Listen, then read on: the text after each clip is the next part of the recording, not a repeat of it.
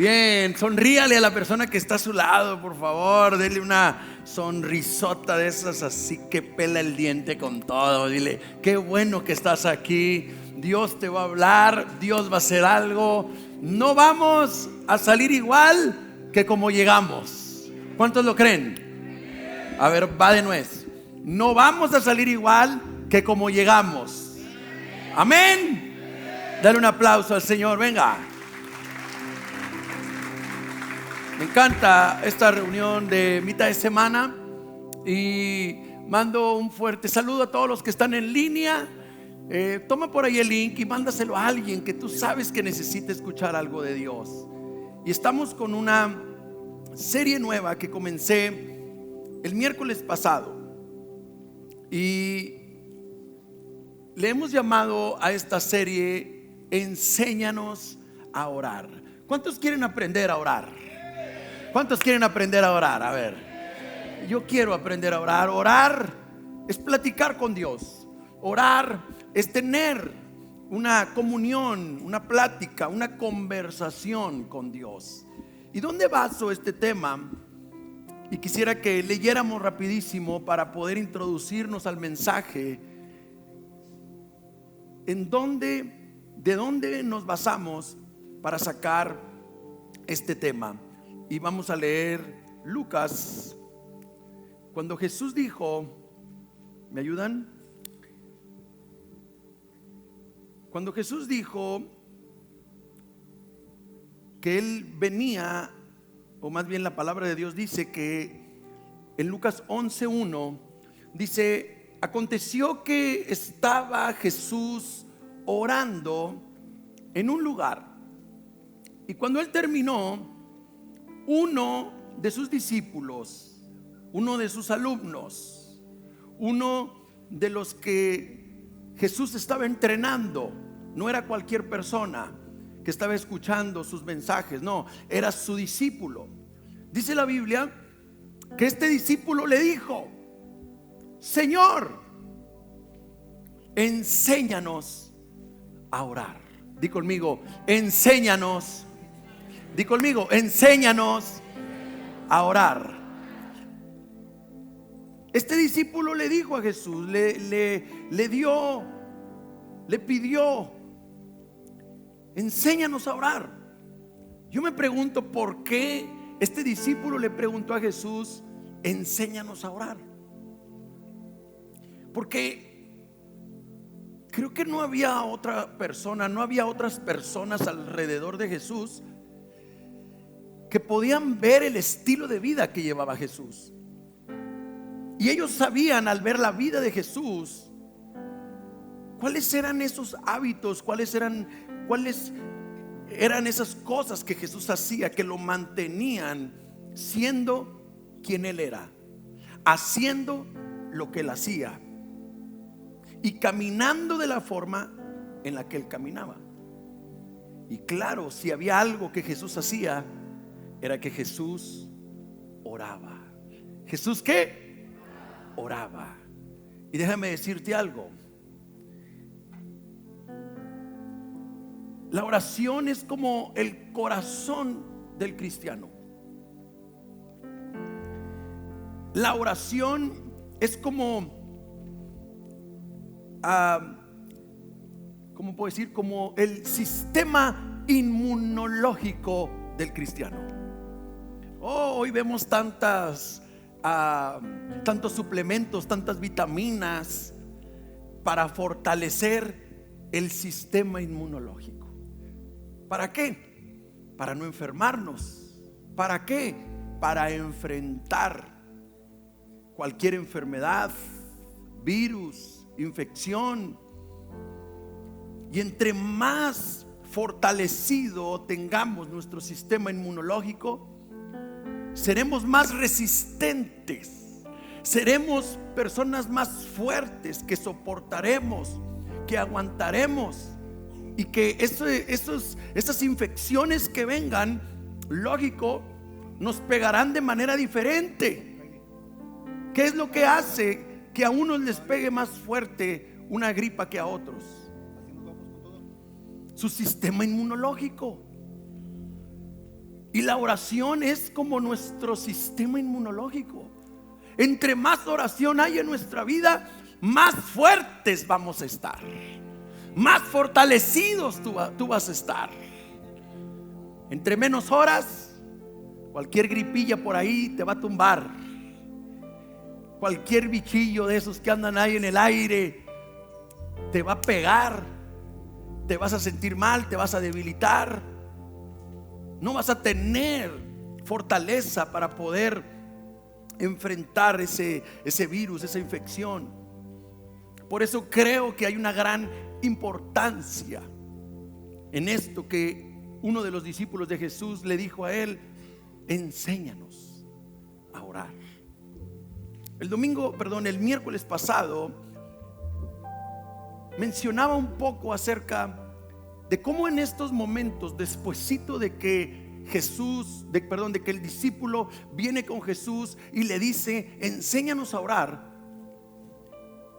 Jesús le responde y le comenta de la siguiente manera: cuando ustedes oren, oren así. Y empieza Jesús a hablar el famoso Padre Nuestro. ¿Cuántos saben el Padre Nuestro?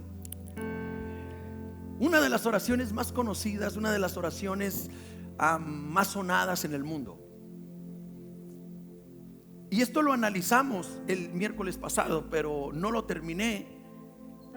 Y hoy quiero terminar un poco, o más bien, eso es la parte última del Padre Nuestro. Y no es que el Padre Nuestro, yo se los decía a todos ustedes, y puedes ir a nuestra página de Facebook donde está ahí arriba la predicación del miércoles pasado, puedes escuchar el mensaje. Y yo les decía que el Padre Nuestro no es una oración para repetirse. El Padre Nuestro es una oración modelo que nos da un mapa a seguir para poder orar de manera más efectiva, de manera más eficiente. No es una oración que Jesús dio o entregó a los discípulos para que la estuvieran repitiendo. Y esto yo lo expliqué el miércoles pasado. Porque imagínate yo estar mencionando aquí con ustedes las mismas palabras, y las mismas palabras no me daría a entender, no traería un mensaje y no sería algo claro. Serían repeticiones. Y la Biblia dice que cuando oremos, no oremos repitiendo, sino que la oración es una plática, es una conversación en donde uno pregunta, el otro contesta, uno habla, uno se desahoga, uno comenta, el otro escucha y luego el otro comenta, tú escuchas. O sea, la oración es una plática, una conversación abierta, una conversación a corazón abierto. Y yo me pregunté durante mucho tiempo, entonces, ¿por qué Jesús les enseñó el Padre Nuestro? Porque el Padre Nuestro es un modelo a seguir, mas no es una oración para repetir. Y me quedé, y vamos a continuar en donde me quedé el miércoles pasado. Y vamos a ver, dentro del Padre Nuestro mencioné: hágase tu voluntad como en el cielo, así también en la tierra. Esta es parte de la oración del Padre Nuestro que está descrita en el capítulo que mencionamos al inicio. ¿A qué se refiere cuando Jesús dice: hágase tu voluntad como en el cielo, también en la tierra? Y quiero que leamos Romanos capítulo 12, versículo 2. Romanos capítulo 12, versículo 2. Y quiero que vayamos poniendo atención a esto, porque cuando la Biblia está diciendo: hágase tu voluntad en el cielo, así también en la tierra, hágase tu voluntad, estamos hablando de que la voluntad es el deseo de Dios para nosotros. Es lo que Dios quiere para ti, lo que Dios quiere para mí. Y fíjense, cuando la Biblia habla de voluntad,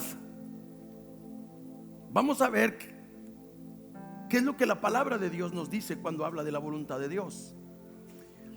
Y dice: no os conforméis a este siglo, sino transformaos por medio de la renovación de nuestro entendimiento, para que comprobéis, digan conmigo, para que comprobéis. O sea, para comprobar, dice, la buena voluntad de Dios, agradable y ¿qué? Y perfecta. Quiero que me pongan mucha atención aquí. La voluntad de Dios para tu vida tiene 3 características. ¿Es qué? Díganlo fuerte. ¿Es qué? Buena. 2. Otra vez. ¿Es qué? La voluntad de Dios para ti, la voluntad de Dios para mí va a ser siempre algo bueno, algo agradable y algo perfecto. Amén. ¿Están conmigo? Dar un aplauso al Señor. Los veo medios entumidos, asustados, ¿o qué onda? Esa es la voluntad de Dios para ti y para mí. Ahora, voy a aterrizar esto un poco más. La voluntad de Dios va en 2 direcciones que hoy quiero enseñar. La primera manera de descubrir la voluntad de Dios para nosotros, porque es algo que tienes que saber: Dios quiere que camines en su voluntad. Tu voluntad y mi voluntad es la capacidad de decidir. Es donde se encuentra la capacidad de decisión, en donde tú eres quien decide qué hacer. ¿Sí? Tu voluntad es el libre albedrío, donde tú decides qué quieres hacer. ¿Me estoy explicando? Tú decides si te levantas, tú decides si te quedas sentado.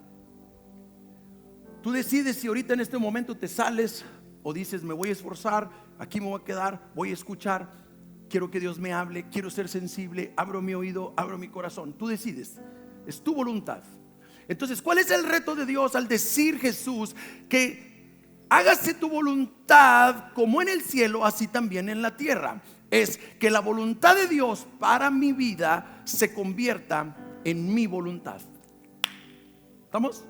O sea, que el deseo de Dios para mí se convierta en mi deseo también. O sea, unir mi voluntad con su voluntad. O sea, es que mis deseos sean sus deseos, que mis anhelos sean sus anhelos. ¿Estás conmigo? ¿Sí? Que sus gustos sean ¿qué? Mis gustos. Por eso existe la palabra de Dios de manera evidente, de manera real y palpable y al alcance de todo el mundo. Porque al momento en el que la gente empieza a querer caminar en la voluntad de Dios y dejar de caminar en su voluntad y dejar de hacer lo que ellos quieren para empezar a hacer lo que Dios quiere, tú te preguntas: ¿y cómo le hago? Dios nos ha dado su palabra, Dios nos ha dado la Biblia de manera natural y de manera muy clara. Lee la Biblia y camina en lo que dice la Biblia, y tú caminarás en la voluntad de Dios. ¿Estás conmigo? ¿Sí? Ok. Esa es una manera clara, y ese es el deseo de Dios para ti, y ese es el deseo de Dios para mí: unir mi voluntad con la voluntad de Dios. Unir más bien la voluntad de Dios con mi voluntad. No caminar en mis deseos, no caminar en mis anhelos, sino caminar en los deseos y en los anhelos de Dios. Ese es el plan y ese es el propósito. Algo evidente y algo muy real, y algo que está delante de cada uno de nosotros. Pero hay otro tipo de voluntad, escúchame, y es una voluntad que tú tienes que ir descubriendo para tu vida.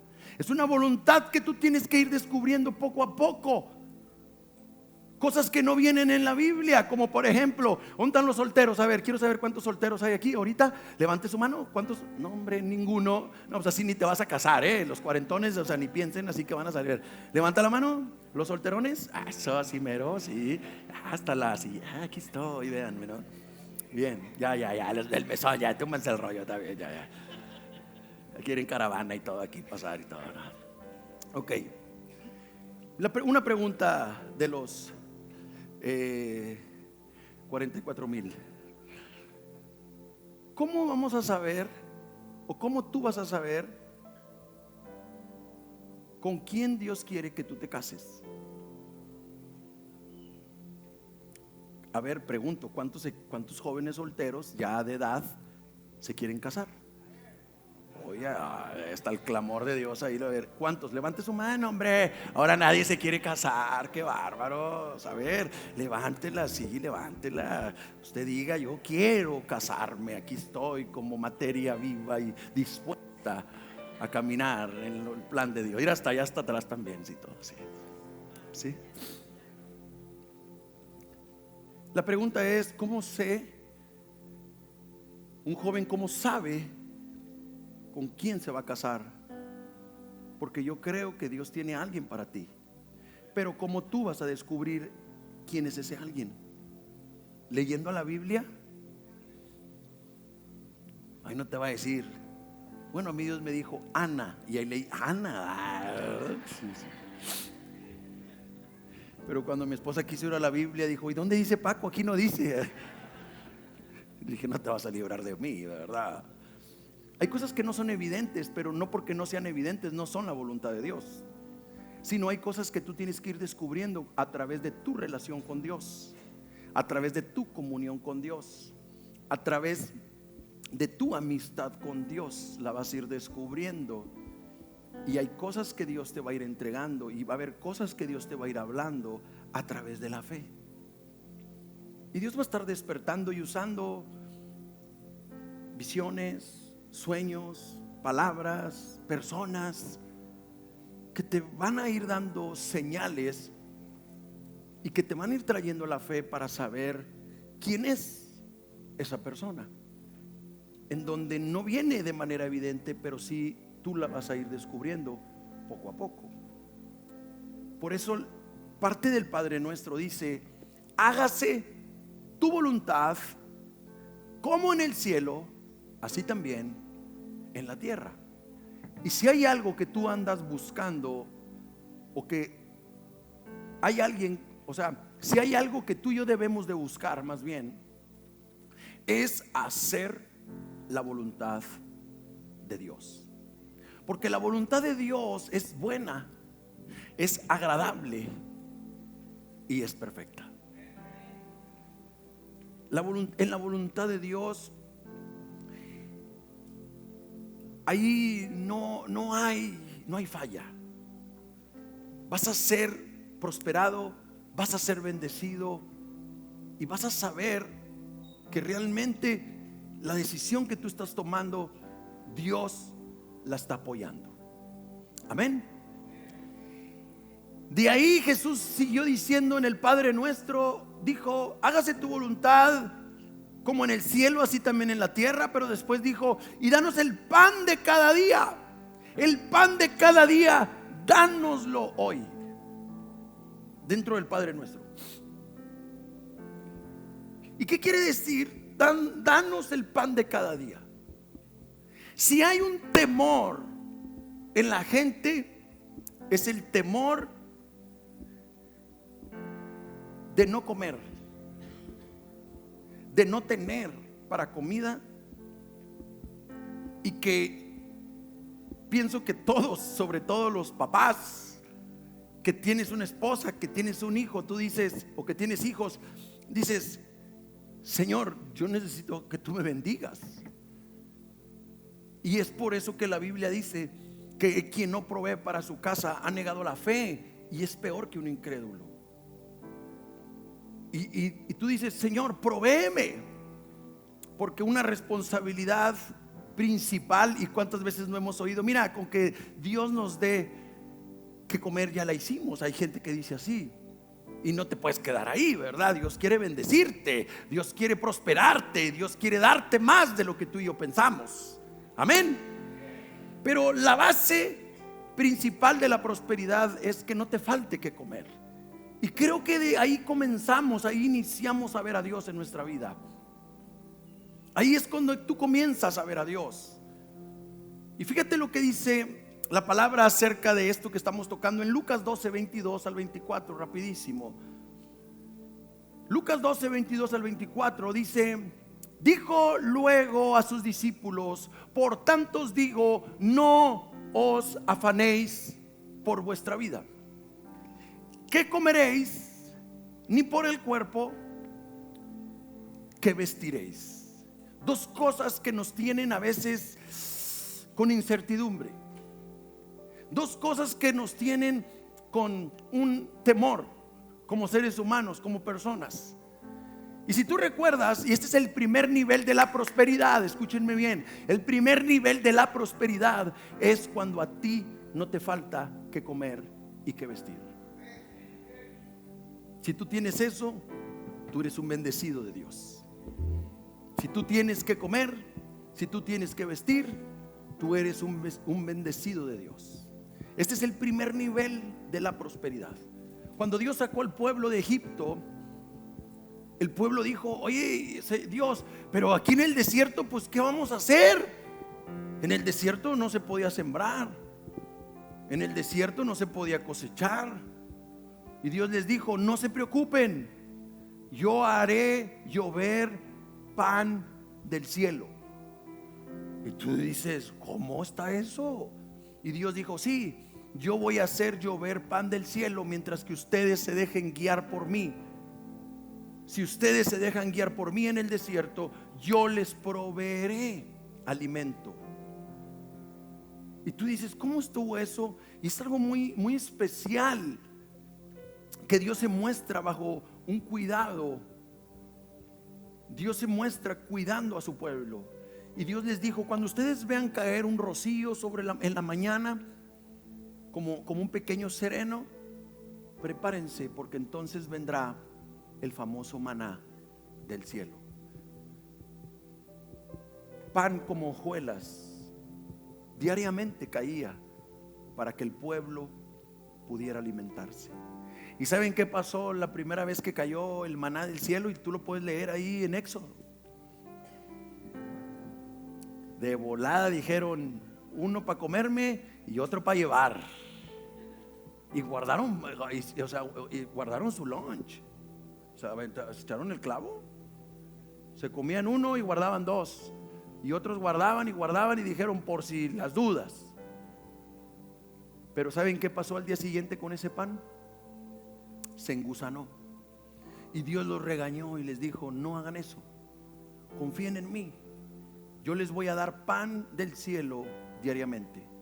Ese es el primer nivel de la prosperidad.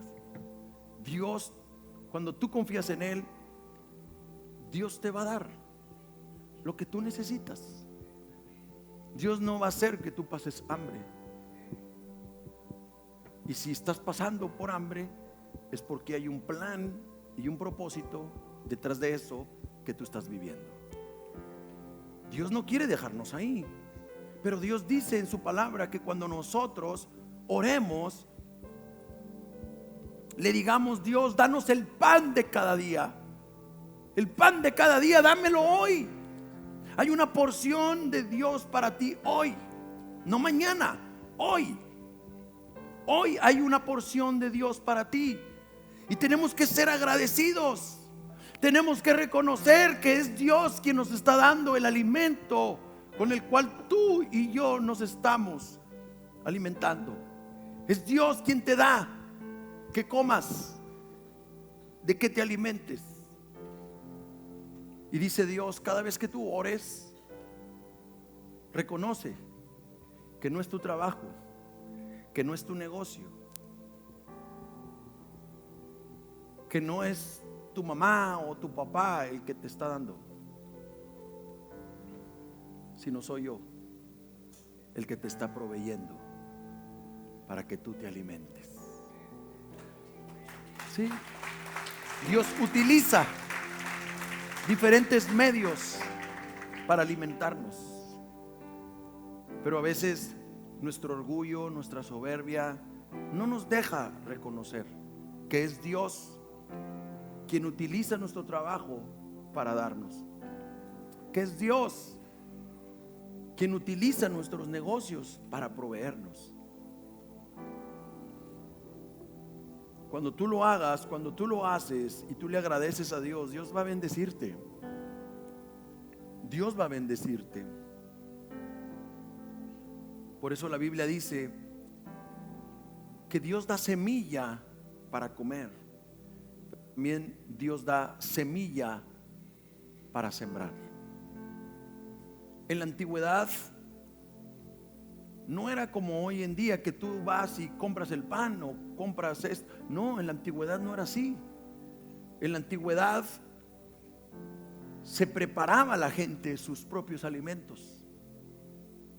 Y Dios le dijo al pueblo: dentro de lo que tú tienes para comer, yo pondré una porción para que tú no solamente te la comas, sino que tú también puedas sembrarla, dar, compartir en eso que tú estás teniendo.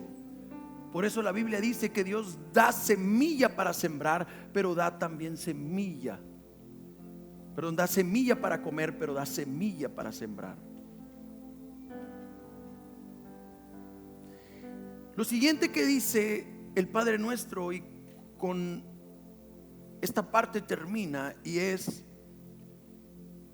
no nos metas en tentación, mas líbranos del mal. No nos metas en tentación, mas líbranos del mal. A mí me sorprende algo aquí. Cuando nosotros venimos a Dios, nosotros tenemos que saber que Dios quiere llevarnos a vencer las diferentes áreas de nuestra vida. Y esas diferentes áreas de nuestra vida en las que tenemos derrota, caemos, cedemos y sabemos que no debemos de hacer esto o aquello porque nos hiere a nosotros, nos hiere a la gente que amamos, que están a nuestro alrededor. Y tú dices: bueno, uno de los retos que Dios me entrega y Dios me da es poder vencer. ¿Es poder qué? Vencer. Y esto poco a poco lo vas aprendiendo y poco a poco lo vas viviendo. Vas tomando victoria en tu vida, en tu carácter, en tus formas, en tus maneras, en tus vicios. Vas tomando victoria en tu forma de ser, en tu forma de actuar, en tu vida. Pero la Biblia dice, y termina Jesús diciendo, el Padre Nuestro: no nos metas en tentación, mas líbranos del mal. Cuando tú ves la palabra tentación en la Biblia, la palabra tentación se traduce como un deseo desenfrenado, un anhelo por hacer lo incorrecto. La palabra tentación es el deseo y el anhelo de hacer algo incorrecto. Eso es tentación. Yo me acuerdo que cuando Dios me rescató y de repente venían tentaciones directas a mi mente de cosas para hacer. De repente tenía la oportunidad de pecar, de hacer alguna cosa por ahí, y yo me sentía mal porque yo era tentado. Y yo decía: no quiero pensar así, no quiero sentir esto, no quiero tener este sentir. Y me sentía mal. Pero un día Dios me habló y Dios me dijo: el problema no está en que tú te sientas tentado, porque si Jesús fue tentado, ¿quiénes somos tú y yo para no ser tentados? Dijimos que la tentación es el deseo, el anhelo por hacer algo indebido. Jesús había sido tentado.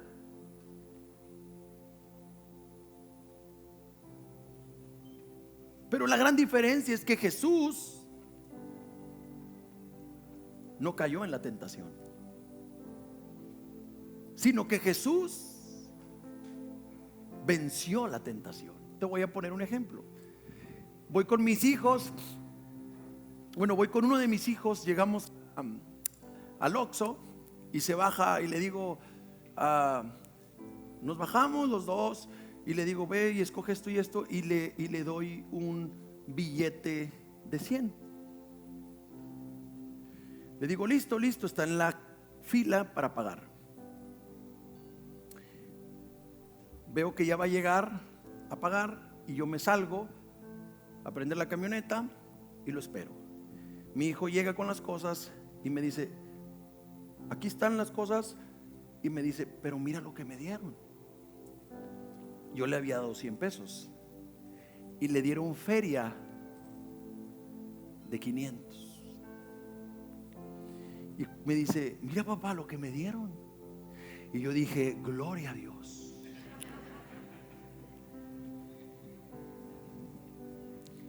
Gran bendición de Jehová para mí. Y mi papá y mi hijo dijo: ¿qué hago? Y me le quedo viendo y le digo: ¿qué hacemos? Y voltea y se me queda viendo y me dice: es bendición. Yo tenía una gran oportunidad en algo tan sencillo de decir: gloria a Dios, Dios nos bendijo. De 100 ahora traemos 400. Y yo le dije: no, bájate y regrésalos y dile que tú no le diste uno de 500, que tú le diste uno de 100. Y se me queda viendo y me dice: ¿de veras? Le dije: sí, ve, sí, ¿verdad? Porque se lo van a cobrar. Se bajó y llevó el dinero y regresó con unos cuantos pesos, que era la feria del día 100. Tentación, que es la oportunidad de hacer lo malo. No me hubieran caído nada mal 400 pesitos, o le hubiera dicho a mí: quédate con ellos. Pero no era lo correcto. No estaba bien.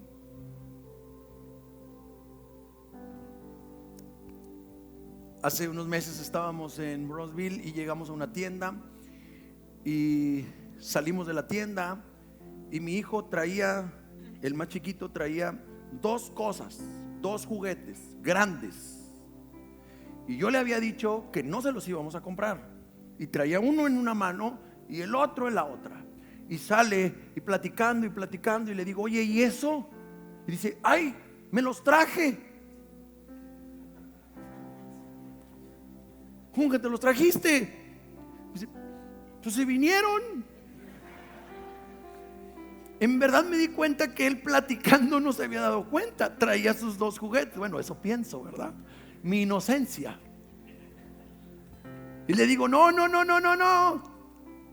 voy a regresarlos. Y volteó con los mayores y me dice: yo no. Y el otro: yo tampoco. Le dije: bueno, van los 2. Y regrésenlo porque no los pagamos. Ya estábamos subiéndonos al carro. Cada juguete podía costar 25, 30 dólares, no sé, 40 dólares. Nadie se había dado cuenta. Ya estábamos a punto de subirnos al carro. Pero yo estoy principalmente sabiendo que hay alguien que yo puedo decir, nadie me vio, pero yo sé que es Dios el que me está viendo. Número uno. Número dos, es una enseñanza que le estoy dando a mis hijos. Es algo que yo estoy impregnándoles en su corazón, y que para mí, como alguien simple, puedo pensar y decir, no pasa nada.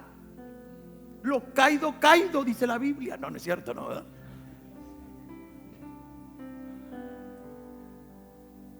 Y tú puedes decir, pues ¿qué? Pero ese es un momento de tentación, y lo estoy poniendo de una manera muy práctica. Pero la tentación es eso. Es el deseo por hacer algo indebido. Es el deseo, el anhelo por hacer algo incorrecto delante de Dios. Y podemos tocar 1001 cosas acerca de la tentación. Y yo me sentía mal cuando yo pensaba o sentía, pero Dios una vez me dijo, si Jesús fue tentado, ¿quién eres tú para no serlo? Vamos a ser tentados en el camino, pero hay una gran diferencia entre Adán y Jesús, porque Adán fue tentado, pero él cayó en la tentación. Jesús fue tentado, pero Jesús no cayó en la tentación. Dice la Biblia que él fue tentado y oyó una voz que le dijo, convierte las piedras en unos tacos de barbacoa. Porque él estaba ayunando, él tenía 40 días ayunando. ¿Cuál era su tentación en ese momento? Comer. ¿Cuál es tu tentación ahorita? ¿Cuál es tu tentación?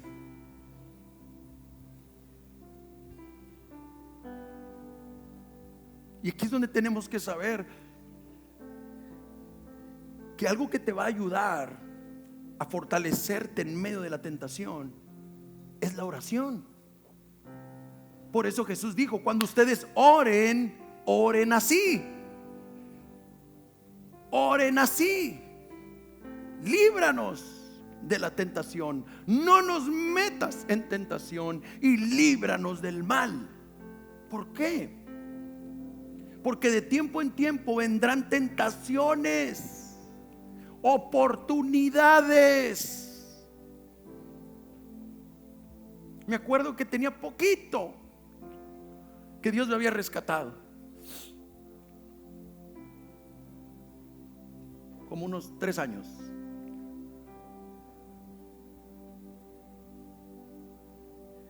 Y había estado teniendo pensamientos, la verdad, como joven soltero, y venían pensamientos y deseos. Y decía, no, Señor, tú me vas a guardar en santidad, y la persona que va a ser mi novia, esa va a ser mi esposa. Y venían pensamientos, y la verdad, yo había tenido muchos problemas con pornografía, con perversión, antes de conocer a Cristo, de manera muy fuerte. Y yo me acuerdo que yo no me gustaba andar solo, y yo le decía, estábamos en Saltillo, me acuerdo, y le digo, iba a ir a comprar unas cosas de mi aseo personal, champú, desodorante, y total que iba a ir un discípulo conmigo, y le digo, vente. Y de repente, no sé cómo, uno de los pastores les mandó a hablar a todos los del mesón y me dijo, quiero que estén todos porque quiero dar una enseñanza. Le digo, es que alguien iba a ir conmigo. No, si quieres ve tú de volada. Y a mí no me gustaba andar solo. Y me acuerdo muchísimo que yo iba cruzando la calle, y cuando iba cruzando la calle veo una revista, y al ver la revista, cuando se veía una revista nueva, doblada, y como yo voy cruzando la calle, yo agarro la revista y sigo caminando. Yo no había visto de qué era la revista. Abro la revista y era una revista pornográfica.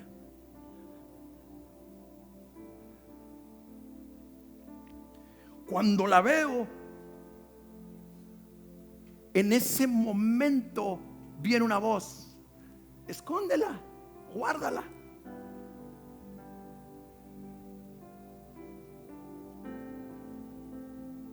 Una hora y media antes había estado orando, Y mientras que viene esa voz, yo me río y le dije: estás vencido, diablo, sobre mi vida. Me dirigí hacia un bote de basura conforme iba caminando y agarré esa revista y la empecé a romper con coraje, hoja por hoja, tira por tira, porque yo dije: no solamente voy a tirar esta revista, sino la voy a destruir, porque esto es pornografía y esto Dios no quiere para mí ni para nadie. Porque tuve la fuerza para hacer eso, porque 1 hora y media antes había estado orando, clamando a Dios, quebrantándome delante de su presencia y diciéndole: Señor, fortaléceme, Señor, fortaléceme, para que en medio de la tentación tú me des la victoria.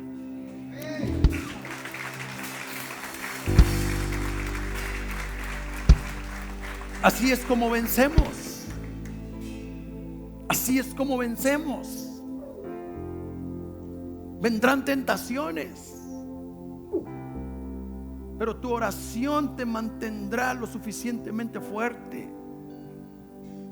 Como cuando alguien quiere correr, me invitaron, íbamos a estar presentando el libro, iba a predicar en Miami. Y mientras que estamos con los trámites para ir y predicar y enseñar el libro y demás, la persona que sirvió de contacto había estado en el mesón y había estado en mi casa,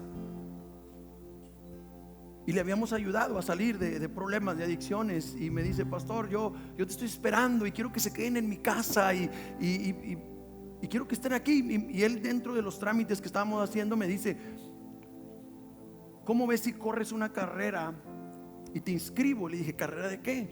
De 10 kilómetros. Y yo le dije: pues inscríbeme. Ya cuando empecé a ver, dije: 10 kilómetros, ya me andaba arrepintiendo. Pero como yo soy un deportista de alto rendimiento, dije: no, eso no es nada para mí.